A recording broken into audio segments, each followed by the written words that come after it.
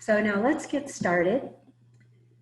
It's my pleasure to welcome our keynote speaker, Peter Liebert, to the stage. Through Peter's 20+ years of leadership, he has excelled in roles such as the CISO or CISO for the state of California and was selected by his peers in 2019 as the Chief Security Officer of the Year for SC Magazine.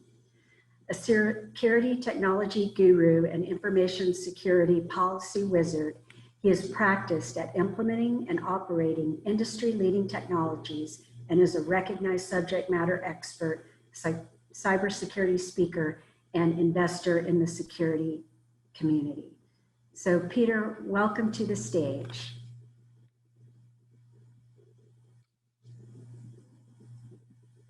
And let's unmute you. Hear me? There we go. Is that working now? Yes. All right. Thank you. Well, I appreciate it. First of all, I would like to thank the Sacramento Urban Technology Lab for the invitation to be here and to be a keynote for this fantastic event. I'm not sure if everyone here has had a chance yet to take a look at Subtle or sacstartup.com, but it is definitely worth a look. For example, sacstartup.com, which Jeff and Laura have put together, is a fantastic resource for startups in the region. I think one of my favorite things I saw on the website was the Sacramento Startup and Innovation Ecosystem Diagram, which is a long way of saying this is literally a roadmap to how to get resources if you're a startup, ranging from co-working spaces to funding. So it is awesome. Definitely take a look at it. It's a fantastic resource. It was so good, it actually made me want to quit and start doing a startup. So no, I'm not going to do that. But it was really great. So please do check it out. And thank you again for having me here. So you may have heard a little bit about me or read a little bit about me. I have lived in Sacramento since 2016. I moved here with my wife and my family from DC to become the California State CISO. I didn't make the move lightly, and to be honest, it surprised a lot of my colleagues at first. And I would get questions like, "Well, why Sacramento? That's such a random place." And my response then, as it is today, is, Sacramento is very much like the stealth mode tech city. It is something that you don't initially recognize as being a tech innovation hub, but as soon as you see it and see all the stuff that Sacramento has to offer, it becomes readily apparent. And just geographically speaking, it's in the backyard of Silicon Valley. We're wedged between famous winery regions, the Pacific Coast, world-class skiing. We are like literally an hour away from everything awesome, as well as the city itself is pretty good, and the region. The Railroad Museum has kept my kids entertained for days. And I like to call it the Goldilocks city of California, right? It's perfect. But you didn't come here to really listen to me talk about the geography. I get it. So let's talk about the big issues at hand, right? And the obvious. So the world has indeed shifted quickly and suddenly with COVID, and it has caught a lot of people by surprise, and being in situations and doing things that they did not necessarily expect. For me, for example, this is literally the first time I have given a keynote where half of the audience does not know if I'm wearing pants. Don't worry, I am. But it is certainly a learning experience, right? And at the broad level, the world from a business perspective went quickly from a come into work to show that you're present and collaborate with your peers to don't come near the office, stay at home, we'll figure something out overnight. And to be honest, those that are in the tech field like myself and many of you really lucked out. I mean, our job was easily translated, mostly easily, to a remote working place. There are a lot of industries, obviously, that did not have that luxury, such as the service industry, and so we looked out from that perspective. But there's a whole swath of industries we also really haven't taken into account, at least until this occurred, COVID occurred, and I like to call them like gray contact industries. And these are industries that were traditionally in person to do the job or accomplish the objective, right? And then suddenly was shifted to 100% remote. And there are tons of industries in this category. And a lot of them were not ready for the shift. And some of them struggled and some was shut down. And not all of them are corporations. I mean, state and local government has had to operate for years with a work from the office mentality, and then suddenly shifted immediately again to a work at home mantra. But how do you give and provide services to the 40 million California residents out there while still making that shift and doing so without dropping the ball? Because when it comes to state government, if you drop the ball, especially during a crisis, that's usually not a good thing. And fortunately, there are some great bright spots, in California here, and such as the counties of Sacramento and El Dorado. Both were awesome examples that I've seen that were able to transition seamlessly and efficiently from a work in the office to a work at home, and do so in a way that their constituents were still able to receive government services. So it's a huge feat. It's not something that's easy. And I can tell you that if you were to just go even 2 to 3 years back, the technology was not in a place across the board for anybody, counties or otherwise, to be available for this type of environment, right? I mean, we're talking on Zoom, and this is something that is relatively new to a lot of folks, and it is pretty new from a company perspective. We're very fortunate that this occurred when it did. Of course, we're not fortunate that it occurred, but that we are in a place we're able to leverage technology to the way it is. But the shift to the work at home was not just operational. It was a major security challenge as well. And I guess to put it in context of how much of it has changed on the security front, if you were to come to me a year ago and say, well, what was being the CISO of California like, or being a CISO in general, I would have likely responded with one of my favorite examples or phrases, which is, it's a bit like sitting on top of Masada, waiting for the Romans. And if you know history, you'll get it. And don't worry, I'll explain it here in a minute. But it is a bit of a mentality. So let me describe what I mean here. As you can see, actually, in my background, and you can see, let me shift over this way. There you go. This is actually a photo I took. I lived for some time over in the Middle East, and this is actually a photo from Israel in a place called Masada. And Masada actually in Hebrew means fortress. So as you can imagine, it was a fortress. Now, what's really unique about this place is it's a fortress in the middle of a desert. As you can see, there's not much out there. It's right next to the Dead Sea, and it's hundreds of feet up on a mesa. So a flat plateau. Basically, it's a mountain cut in half. It is one of the most intimidating fortresses you could possibly imagine. The only way to get up there is to actually take something called the snake trail, which is, as you would imagine, looks like a snake going up the side of the mesa. And in most places, it is only as wide as 2 people. And so if you're an army or an adversary trying to get up this thing, good luck. Yeah, it's not fun. So it was built by Herod, and he abandoned it after a while. And after some time, it was occupied by Jewish freedom fighters. known as the Sicarii. Well, freedom fighters for Israel, rebels for the Romans, who was the occupying force at the time. And the Sicarii operated out of Masada unopposed. No one was going to try to take them out. After a period of time, Rome was really not thrilled with having a rebel force in a fortress that they couldn't really dislodge. So they actually sent down the Roman 10th Legion, which is one of their more renowned legions.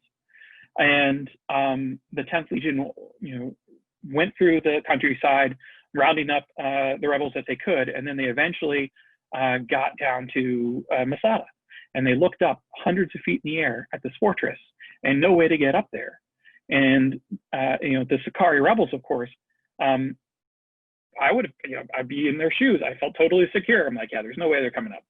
So it's a bit like the CISO piece, and see, I'm going to be tying in technology, don't worry, where you're building all of, you have all your eggs in one basket. You're building your defenses, and you feel unassailable. Well, what the Romans did is, and actually I don't think you can see it on this, but there is right below that box there is a outline of a wall. And because this is a desert, this stuff is still preserved. And they built a wall around the entire mesa. This is not a small place. And then they had multiple camps. And actually, it's reversed because it's mirrored. There you go. That right there is one of the camps you can still see today. So this is the view from Masada looking down on one of the Roman encampments, and the remains of it. And this is, I think, it's like 70 BCE. So this is a while ago. And they camped and they thought about it and they said, all right, what are we going to do? And so in true Roman style, they then took the next many months, I think it was like 6 to 8 months, and built a ramp 400 feet up from the ground all the way up to the base of the wall, and then breached the wall. So no matter how tough your defenses are, a determined and well-funded adversary will find a way through. And this is a very much an analogy I love to use today, because no matter how much money you spend on security, no matter how safe and how risk averse you are in your environment, and you think you're covered, a well-funded and expert adversary will still find a way through. So it's a bit, being a CISO is a bit like sitting in Masada waiting for the Romans. Now, I won't ruin the story and spoil it for those that don't know it. I encourage you to take a look what happened once they breached, and it's a legend in the Israeli culture, and it's truly a remarkable story. But so why did I bring this up? Well, today I can't really use this reference anymore. It's one of my favorite, as you can tell. It's one of my favorite references to use. Why can't I use it? Well, there is no wall. The fortress wall today is porous. It's the equivalent of having all your Sicarii rebels scattered throughout the countryside. Your work from home people are direct pathways into your network in many cases, and they're all over the place. They're on recumbent bikes. They're on the beach. They're at home. They're working from wherever they are, and your defenses do not necessarily cover them. So what do? Well, fortunately, there are quite a few things that you can do, even though like the remote workforce today, that can help alleviate the risk. And I'm going to go through a couple of my favorites. But keep in mind, it's not just your workforce too. It's the cloud environment. Over the past decade, we've seen all these different services, SaaS solutions, software as a service solutions, that require direct connections in many cases to your environment. And we knew that the crumbling of the wall was occurring. And a lot of CISOs are prepping for it, which is good, which is why we're able to not just operationally shift from a perspective to allow for work from home, but we're able to do so with a modicum of security. So that's not all dire news, right? We did see this coming. It was just COVID and the work from home aspects was, I guess, almost like the final straw of saying that in many cases, the fortress mentality of putting all your defenses around a single basket of eggs or your data or your services is no longer the best way to go. You have to extend that perimeter. And so there are some things that I tell folks from, to do to help secure that perimeter and move it forward. So the first on the list is agreement. And this is probably one of the most important, I would say second most important. But it's simply ensuring that the people that are working from home, that are working in these remote locations, clearly understand what the expectations are while they're working there from a security perspective, right? And actually, several of the other bins here touch back on this. And you can do this in many different ways. You can have a policy that you have them sign or read. It could be a pop-up when they use a VPN and connect to the environment. It could be a pop-up on their email, Outlook Exchange or whatever. But there has to be an understanding that things have changed and that they are now the edge, the spear tip of security. And they are the ones that will, if they're compromised, could potentially compromise the entire environment. And that was always the case, but now a lot of the security measures that you used to be able to rely on are not there. So training is certainly more prominent when it comes to ensuring that they don't click on spear phishing emails and things like that. But even just an awareness of operationally what they need to do and what the security requirements are is really critical. And the last thing you want is somebody to be compromised and then say, well, I had no idea I had to do any of this. And so having that agreement and making sure they're aware of what the changes have come down the pipe and what the expectations are is really critical. So the second thing is, I think, the most critical, and fortunately, probably in theory, the easiest. All these are easy. I'm not getting any hard ones. And it's patch. Just patch. For users at home, turning on auto updates. It is so simple. And when that pop-up comes up and says, hey, do you want to install the latest version of Java? Or, hey, we have downloaded a new OS patch for your Windows machine. Do you want to update? It's not clicking cancel. It's not kicking the can. It is allowing it to run. At the worst case, delaying it until after working hours, but making sure that's run. And that's an expectation and agreement that you have to have with your workforce. And why is this the most important? A vast, vast majority of the attacks that are coming are not the Romans. They are the street level thugs, the stuff that you can protect against if you simply secure the gates.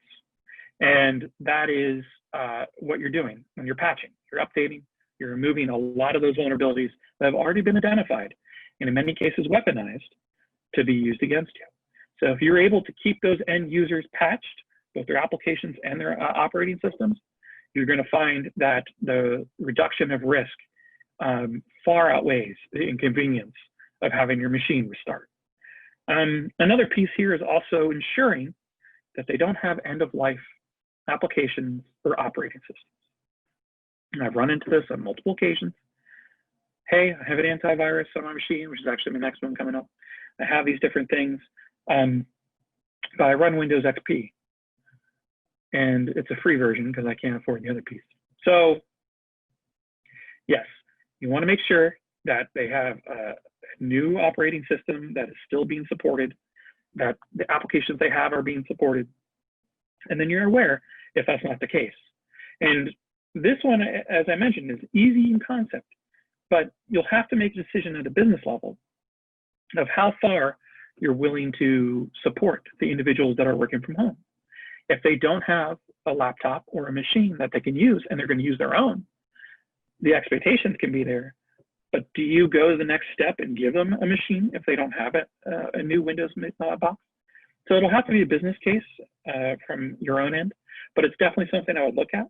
Now, there are huge advantages to centralizing the issue of workforce, laptops and machines. And I would encourage you, if you are able to do it, there's a big tail end on that, but there are advantages. So you're giving a known quantity when it comes to security and operations. So patching. The next one I already alluded to, which is protecting. And Again, another one in simple in theory is just have an antivirus on your machine.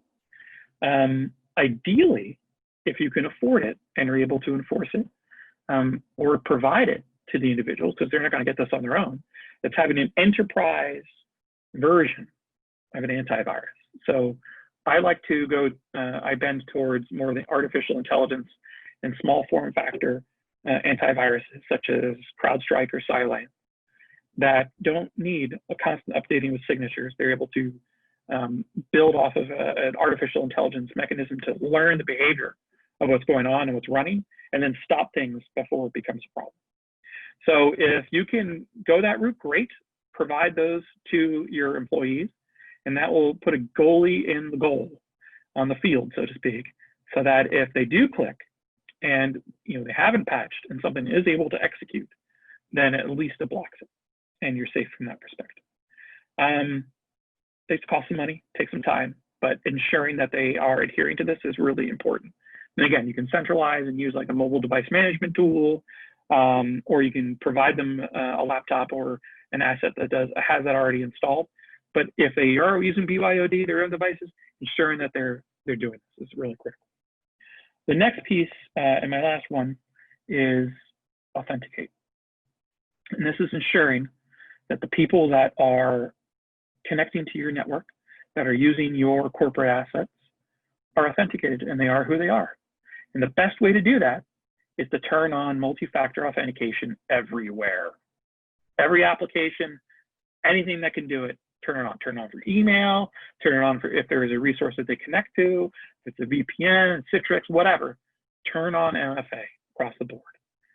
Again, there's an inconvenience there because you're going to have to pull out a second factor authentication, usually your phone, soft token. Sometimes you get a text message or a call, whatever the flavor is. But a majority of the attacks that you're seeing today use compromised credentials, the ones that are being impactful anyway. And if you turn on MFA, it adds another layer that makes it more difficult, much more difficult for threat actors to come in, even the Romans, and do bad things. So MFA across the board, everywhere you can. So those are the 4 quick points. And I know it sounds easy, and that's all we have to do, right? And then world solved. Okay, so I know it's not easy. There's always contextual issues, always exceptions, and the devil's in the details. I get it. Fortunately, there are a lot of companies out there that are addressing this space and that you can leverage. In fact, some of them are participating in the conference. So for example, Password Wrench and Tradeware are both ones that look interesting that could be utilized to help the authentication piece. So take a look what's out there from a technology perspective to help you implement these things. And you're not alone in this. There's many other companies out there. And in fact, if you're a startup and you want to try to figure out how to get in the security space, maybe look at one of those bins and see if there's something you can do to help make it easier and more streamlined for corporations to address those risks. So I think you guys have heard enough of me talking today. Again, I really appreciate the opportunity to speak. I do want to call out that a couple panels coming up. I think there's 2. They look fantastic. Definitely stick around if you can listen to them. I think the next one is why Sacramento is right for to be a cybersecurity hub. And you have some great cyber luminaries on there, such as Malcolm Harkins, Carmen Marsh, Kimberly Owen, Matt Rosenquist, and George Usi. They're all awesome technology and cybersecurity experts, so definitely worth a listen. And that's it. And stay safe, everyone. And thank you again for having me.